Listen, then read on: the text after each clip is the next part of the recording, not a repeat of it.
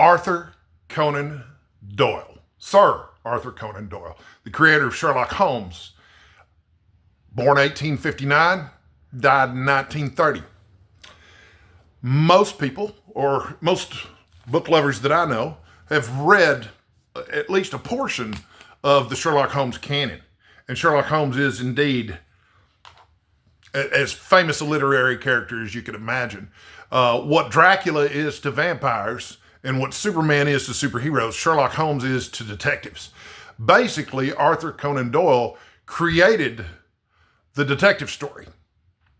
And Sherlock Holmes appeared in 4 canonical novels that were written by Arthur Conan Doyle and 56 short stories, which were collected into 5 short story collections for a total of 9 books. If you want to read all of Sherlock Holmes from Conan Doyle, all you have to do is read 9 books.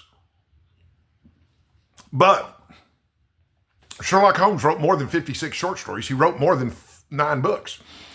He wrote over 225 short stories, created a multitude of characters, and wrote multiple novels in multiple genres, including historical fiction, which was his favorite and which was what he had hoped he would be remembered for. But also, he wrote a number of horror and adventure novels and short stories. Sadly, most people don't know anything at all about any of his other work. So, I wanted to make a video for Holmes is Where the Heart Is, our Sherlock Holmes reading event, that talks a little bit more about how to read and appreciate Sir Arthur Conan Doyle. And this is it. So I've got a list of things that I want you to look for and appreciate while you're reading whatever you're reading from Arthur Conan Doyle, Sherlock Holmes or his other books. Okay, so these are just things to look for and to appreciate that you might not otherwise notice. I've read the Sherlock Holmes canon, I don't know how many times, because I started reading Sherlock Holmes when I was about 12 years old. It created and fostered my love of reading. I was speaking with Steve Donahue yesterday or the day before, and I asked him, if he had any suggestions for things to look for when you're reading Arthur Conan Doyle or Sherlock Holmes. And he mentioned that he had taught classes in the subject. And that one of the first things that he likes to mention to students is how Conan Doyle's writing is extremely cinematic. And it's also very direct. And he has an economy of words that's remarkable. He paints a picture of the setting and of the characters in broad strokes, leaving it for you to imagine them. But his writing is so vivid that you can see it as if it's on a movie screen. And that's true not just for the action sequences, but also for just the everyday sequences where Holmes and Watson are sitting around, in 221B Baker Street, waiting for the client to come upstairs or whatever. So I actually have something to read here. I have a collected edition of Sherlock Holmes from Doubleday. It's the complete Sherlock Holmes. This is Volume 1. Volume 1 collects A Study in Scarlet and The Sign of the Four, the first 2 novels, and then the first 2 short story collections, The Adventures of Sherlock Holmes and The Memoirs of Sherlock Holmes. But even from the very, very beginning, when Holmes first meets Watson, it's pretty cinematic. And I've got this passage marked that I wanted to read here. And like I say, I don't want to spoil any of the action sequences for you because I want you to look for them and really enjoy them while you're reading them. But this is just, well, of course, he didn't know when he was writing it, but the meeting of Sherlock Holmes and Watson is a momentous event in literature. I'm going to read it to you. This was a lofty chamber, lined and littered with countless bottles. Broad, low tables were scattered about, which bristled with retorts, test tubes, and little Bunsen lamps with their blue, flickering flames. There was only one student in the room, who was bending over a distant table, absorbed in his work. Student Sherlock Holmes. At the sound of our steps, he glanced round and sprang to his feet with a cry of pleasure. I've found it! I've found it! He shouted to my companion, running towards us with a test tube in his hand. I have found a reagent which is precipitated by hemoglobin and by nothing else. Had he discovered a gold mine, greater delight could not have shone upon his features. Dr. Watson, Mr. Sherlock Holmes, said Stamford, introducing us. How are you? He said cordially, gripping my hand with a strength for which I should hardly have given him credit. You have been in Afghanistan, I perceive. How on earth did you know that? I asked him in astonishment. Never mind, said he, chuckling to himself. The question now is about hemoglobin. No doubt you see the significance of this discovery of mine. Well, and he goes on to explain about how he can use this to help solve crimes and stuff. But you can see, I mean, I can picture the laboratory, and I can picture him running across the room with the test tubes. And so, you know, there are chase sequences aplenty throughout the Sherlock Holmes stories. Some of the stories that Conan Doyle wrote were also Lost World stories. In fact, he sort of created the Lost World story with a novel titled, appropriately enough, The Lost World, where, you know, they encounter dinosaurs. That's a Professor Challenger novel, which is the second thing I wanted to talk about in terms of appreciating Arthur Conan Doyle, is don't limit yourself just to the Sherlock Holmes canon. If that's all you read of Arthur Conan Doyle, that's fine. But if you love it and you want more, take a look at the Professor Challenger books. There's not nearly as many of them, but he's a very different character from Holmes. Holmes is very unemotional, coldly logical, rational thinking machine. Professor Challenger, on the other hand, very easy to anger, very volatile, very excitable. He's short and kind of squatty-bodied and bearded, so even physically he's the opposite of Sherlock Holmes. But he's every bit as compelling a character. But nobody pays much attention to him anymore. And honestly, I've had a hard time finding books by, you know, I like physical books, but finding books by Arthur Conan Doyle from somewhere besides Project Gutenberg. And you know what, there's nothing wrong with Project Gutenberg. You know, those ebooks, easy to download. Thanks to one of Steve's recent videos, I actually learned how to do it. But I do have a copy, this is from my local used bookstore, of the Professor Challenger Adventures by Sir Arthur Conan Doyle, The Lost World, and The Poison Belt.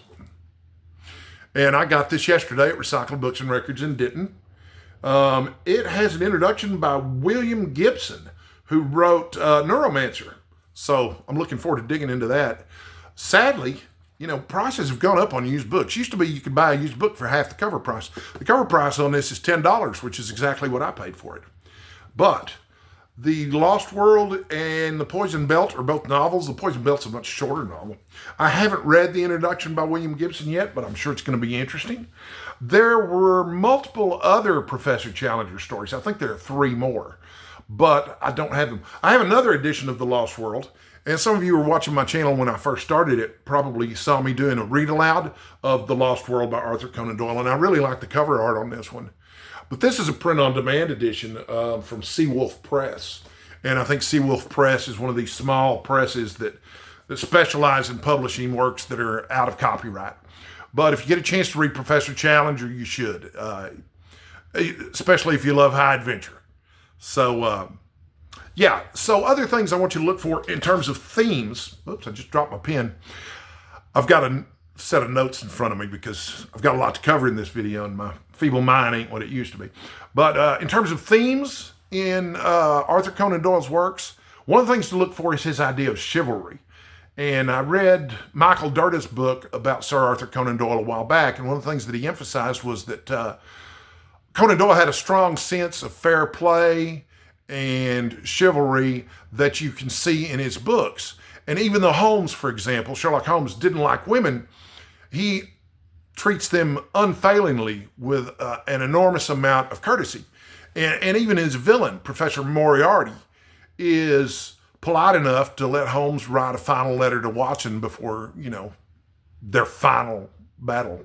Not to spoil anything, but it is called The Final Problem, so you tell me what's going to happen in it. Anyway, so be on the lookout for that from the characters in his books, how they act in terms of how they behave towards women and also how they behave towards their friends. And one of the things that you'll notice in the Sherlock Holmes stories too, if you're paying attention, is that Mycroft is the only character. Mycroft Holmes is Sherlock Holmes' older, smarter brother, but he's the only character who calls Sherlock Sherlock. Everyone else calls him Holmes, and that was the style at the time. If you had a male friend or acquaintance, you called him Mr. Holmes or just Holmes or Dr. Watson or Watson. You didn't call people by their first name unless you were family. So I always thought that was interesting too. Another theme to look for in the works of Arthur Conan Doyle is he had a strongly developed sense of friendship. And the friendship between Sherlock Holmes and Dr. Watson is legendary. And you'll see in at least a couple of stories when Sherlock Holmes is either dead or feared dead, or Watson is dead or feared dead. This happens in adventure stories all the time. The reaction the other person has to that demonstrates real clearly how much these characters have a strong love for each other. And I'm not talking homosexual, I'm not, looking at literature through that lens or anything like that. They just have a strong male friendship. I suspect that this is a value of Conan Doyle's that we'll see reflected throughout all of his works, which I'm working on reading as much of it as I can right now, even if I have to read it in ebook copies. So, in fact, let me show you this, since I'm on the subject. Conan Doyle wrote his autobiography, and I've got that on my e-reader. And I think this is a great picture of him on the cover. That's a heck of a mustache he's got going on there. And he was an actual doctor, Arthur Conan Doyle. But it's called Memories and Adventures, and so far it's excellent. I'm only 2 chapters in. He's grown up and gone to school and become a doctor and started doing some writing. He's already made some money as a writer. So I think the next chapter he's going whaling. Arthur Conan Doyle he reminds me a little bit of Teddy Roosevelt. He was a very active character physically and quite an adventurer in real life too. So another character that Doyle wrote a series of stories about was Brigadier Gerard. Brigadier Gerard is an officer in Napoleon's army. And he is, according to him, he narrates the stories himself, but according to him, he is the most gallant lover in all of France. He is the bravest soldier, the best swordsman. He's also a little bit of an unreliable narrator. He solves problems for France and for Napoleon, but he takes so much credit for it and he's so excited about it that you just wonder, he seems like he's telling these stories as an old man, but you just wonder how much he's embellished things. Now this you can find in a published edition fairly easily. New York Review Books has a collected edition with all of the exploits of Brigadier Gerard on it. So that's worth taking a look at, especially if you like having physical copies of books like I do. His historical novels include works like The White Company and Sir Nigel. I haven't read any of his historical fiction yet, but I have downloaded some off of Project Gutenberg, including The White Company. That's the one I'm going to start with because I think that's the one he was most proud of. So if you really want to get to know Arthur Conan Doyle beyond just his recurring characters of Sherlock Holmes, Professor Challenger, and Brigadier Gerard, then check out his historical fiction like The White Company or Sir Nigel. Also, he wrote a number of horror stories and horror novels. I have a book. It's over there on the shelf. I didn't think to bring it over here for the video. It's The Uncollected Works of Arthur Conan Doyle. And it consists largely of horror stories. And also, a good percentage of his other novels, besides the historical novels, are also horror or adventure stories. So if you're into the old-fashioned, traditional ghost story, horror novel kind of thing, you'll find in Arthur Conan Doyle a little bit of a precursor to H.P. Lovecraft even. So, yeah, definitely look for that. He wrote a number of nonfiction books too, and those will be worth looking at, but they're probably the last things that I look at. Nonfiction is not my favorite genre, and old nonfiction is especially not my favorite genre. But he wrote several accounts of several wars that I'm not even familiar with, but then he also wrote a series of books about spiritualism and fairies, and I guess these would be considered nonfiction, even though I don't really believe in spiritualism or fairies, and I think Arthur Conan Doyle might have been a little bit misled by this. He was obsessed with the afterlife and spiritualism, and in his autobiography, he claims to be an agnostic rather than a Christian. And he talks about the Bible, and he talks about how it's not a book of solid gold. It's a book of gold within clay, and the trick is to find the gold within it. But I'm not sure how successful he was at that, since he really seemed obsessed with the idea of fairies. But I understand that I believe one of his children died young, and so he was obsessed with making contact with this particular child. I don't remember if it was a son or a daughter. I'm sorry, I'm not more familiar with that subject. But that's something to look for too. The final thing that I'm going to mention to look for with Sherlock Holmes is the fandom surrounding him. Most people, when they think of where did you get fandom, the creation of these huge fan clubs for a media property, they think of Star Trek. That was the first. But really, Sherlock Holmes was the first, because you have a society called the Baker Street Irregulars who play what they call the great game. They pretend that Sherlock Holmes was a historical figure rather than a character of fiction, and that Dr. Watson's tales are not just tales, they actually happened. But they're full of mistakes. And so people write bogus academic papers proving various points about Sherlock Holmes' lives that they've inferred from the stories. Well, I can assure you Arthur Conan Doyle didn't put that much thought into these stories, because it's not clear whether Watson was shot in the shoulder or shot in the leg. It depends on which story you're reading. But he's got an injury that plagues him sometimes, but like I say, it seems to move around. So, but it's possible that, he was shot in both places. I don't know. Also, there's speculation about how many times Dr. Watson was married. We know for certain he was married at least once, because the romance between him and Mary Morstan is a big part of the plot of The Sign of the Four, which is the second novel in the series. So he gets married early on. Something else to look for, I forgot to mention this earlier, in the Sherlock Holmes stories. It's a good example of what I call a meta plot. Oh, by the way, going back to the Fandom thing, there are over 230 examples of Sherlock Holmes in movie, TV, radio, and film, and video games. The character's just ubiquitous.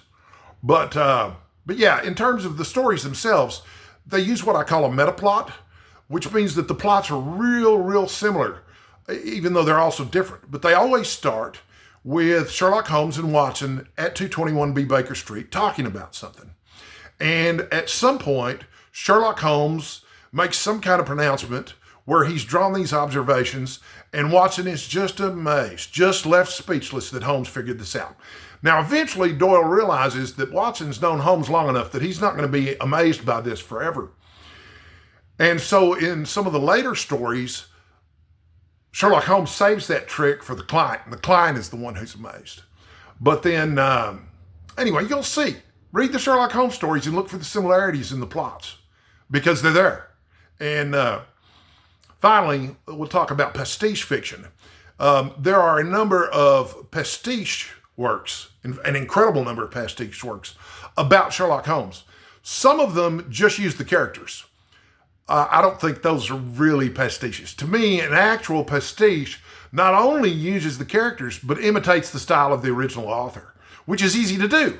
With Sherlock Holmes especially, because like I say, they use a metaplot. The stories, hit the same beats over and over again, which are real comfortable, and that's what makes them so much fun. If you like one Sherlock Holmes story, you're probably going to like them all.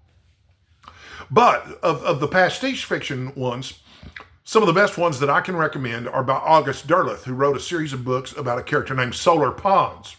He wrote to Arthur Conan Doyle late in Arthur Conan Doyle's life in the 1920s and asked him if he were going to write any more Sherlock Holmes stories, and Doyle told him no.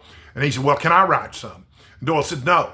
So he created his own character, Solar Pons, who was a contemporary character who lives in the same universe as Sherlock Holmes, and has his own sidekick and landlady, and there's an analog for every character in Sherlock Holmes. He has a villain comparable to Moriarty. He has a sidekick comparable to Dr. Watson. He has a landlady comparable to Miss Hudson. You name it, he's in there.